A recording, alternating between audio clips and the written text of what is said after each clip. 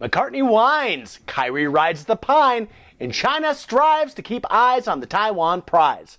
That is but the merest soupçon of what's been happening recently in stuff. Here at Geeks You Drink, we write over 19,000 quiz questions a year, so you think we wouldn't have time to keep up with the news. But guess what, motherfucker? We do it anyway. This is Recently in Stuff. Good afternoon, happy Friday, and welcome to Recently in Stuff, the Geeks Who Drink weekly news quiz. I am Aaron, and our first question goes like, blaming weather and staff shortages. What Dallas-based airline canceled upwards of 2,500 flights over several days?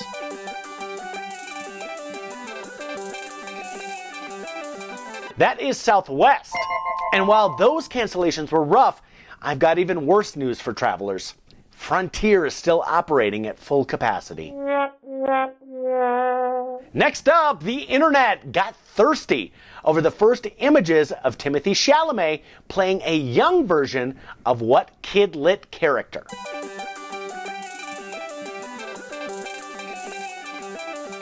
It's Willy Wonka.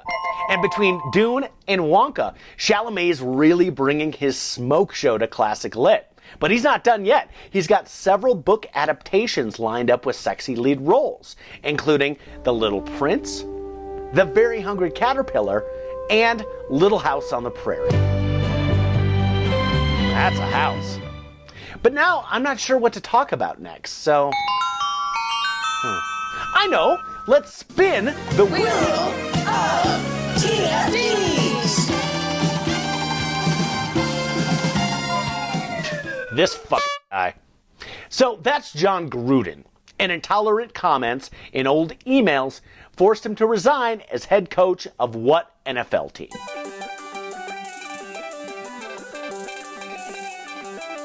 That is the Las Vegas Raiders, and Gruden totally deserved it. But I'm just relieved that they caught this lone, isolated incident in the otherwise upstanding and principled NFL. Well, no, there's always like a couple bad eggs.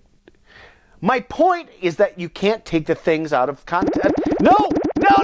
Okay, you got me. The NFL sucks. It sucks. Make it stop. Whew. Well, I need a sec. So can we spin the wheel again? No, this fucking guy. Well, that's Texas Governor Greg Abbott, who on Monday signed an executive order banning what?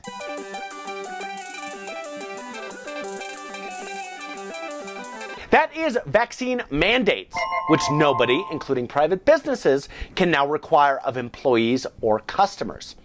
Some experts have pointed out that this will likely only prolong the pandemic and encourage the spread of COVID-19. But Texas is a land of freedom, where, hey, I see you down there. Don't you even think about it. I think we can agree that personal choice is a big deal in the Lone Star State.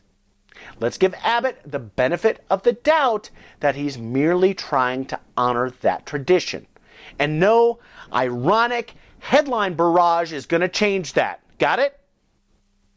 Good. Deep in the heart of Texas. Yeah, I give up! Get out of here, Wheel! You've caused me nothing but pain. This week, rocker Ozzy Osbourne claimed that he owes his coronavirus immunity to what?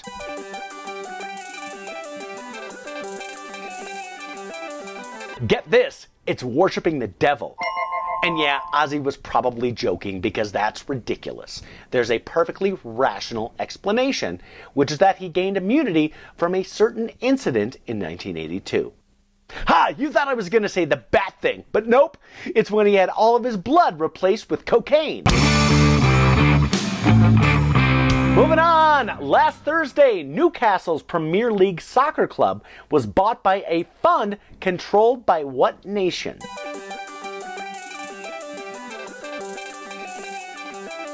That's Saudi Arabia, whose sovereign investment fund put an end to 4 years of ownership uncertainty for Newcastle. However, critics have raised Saudi's history of human rights abuses. To put it in terms that us Americans can understand, it's as if North Korea snapped up the Philadelphia Flyers, or if, say, the DeVos family bought the Orlando Magic. Ho, ho, ho, it's magic. Next up, on National Coming Out Day, DC Comics announced a bisexual storyline for what superhero?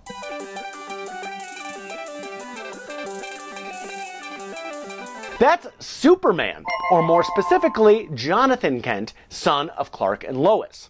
Now, the outrage machine is working overtime on this, and I don't really understand why, but I know someone who might.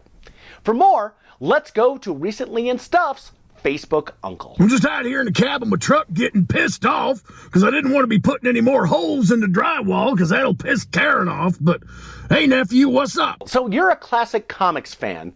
What's the uproar about? That ain't right what they're doing over there at DC, all right? Superman's supposed to be out protecting Metropolis, not running around with other dudes, okay?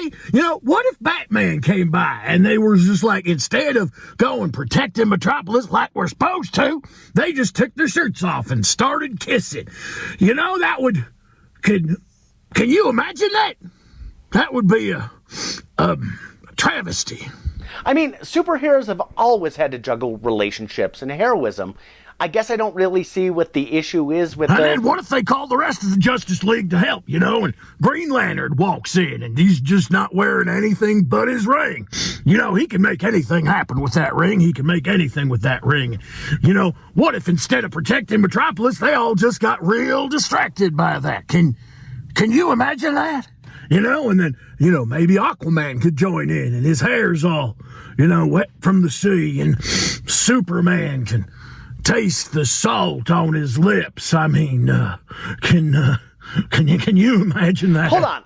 I don't see what any of this has to do with the thing. But maybe now it's a crossover event, you know, and the whole Fantastic Four show up. You know, and Reed Richards is there, and hell, he can, oh man, he can make his body stretch all over the place. And, you know, maybe his wife Sue Storm is there.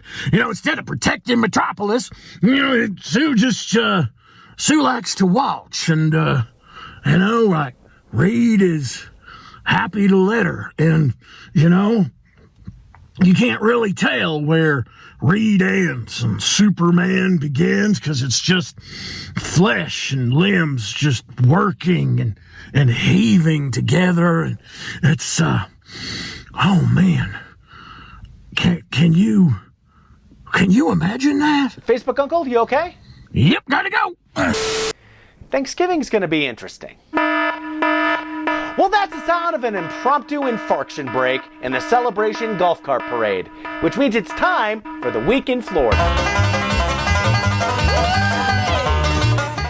Phallic-themed billboards have sprung up in the Tampa Bay area, advertising what kind of competing businesses?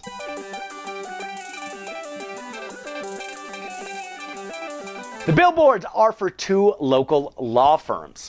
And while spokespeople for the firms insist that they're not wiener-focused, I mean, come on.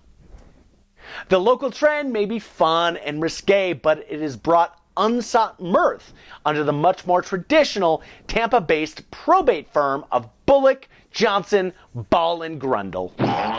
Next, we got an Instagram tease for 30, the upcoming album by What Heartbreak Queen.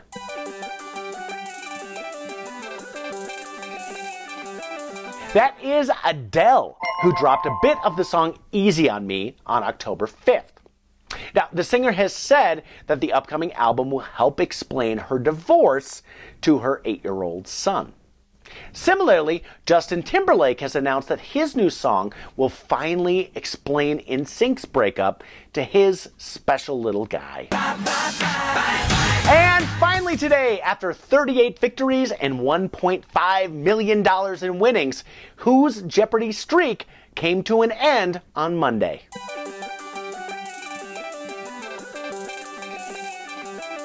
That's Matt Amodio, and this gets interesting, with certain pockets of the internet claiming that he threw the game on an obvious Final Jeopardy answer. It gets even stickier when you realize that this was the first episode with Michael Davis as producer after Mike Richards was ousted last month. Maybe this is worthy of some thought. Okay, so 38 wins. 38 times 2 is 76. 1976 was the American bicentennial. Bisexual Superman! And Superman's from Krypton. And Krypton's a noble gas. What's a title for a noble woman? Lady. So go to the Billboard charts for February 4th, 2012, and who do you find at number 38? Lady Antebellum. Just a coincidence, right? But scan up to number 1, and who's there? Adele! It's all connected, man! Now, Adele's biggest hit was Rolling in the Deep. Deep Space Nine was a space station that rotated or rolled in space, and it guest starred James Cromwell, who was in W with Josh Brolin, who's in Dune with Timothée Chalamet. Now, Chalamet was in Little Women, which was written by Louisa May Alcott, LMA. Convert those letters to numbers, and you get 12 plus 13 plus 1, which equals 26. Follow me here. You add up all of James Holzhauer's top 10 single game Jeopardy wins and add those to Amodio's total winnings. Your total is 3,175,172. Divide that by your 26. Your answer, 122,122. Pleasingly symmetrical, right? But you separate out those numbers, 12, 21, 22, and put those back through alphanumeric conversion, and you get LUV, the stock ticker symbol for Southwest Airlines. We've almost cracked this. I can feel it. Now let's start at Southwest corporate headquarters at Dallas's Love Field. You travel exactly 38 kilometers southwest from there. Where do you arrive at? Arlington. Starts with AR. What could that stand for?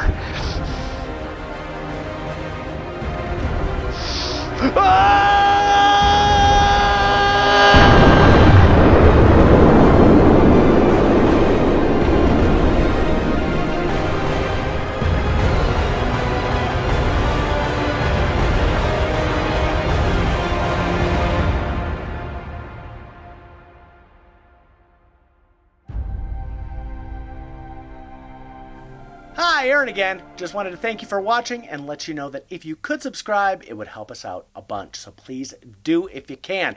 We also put stuff up on YouTube every weekday, which you can catch like here or there, around. So thanks.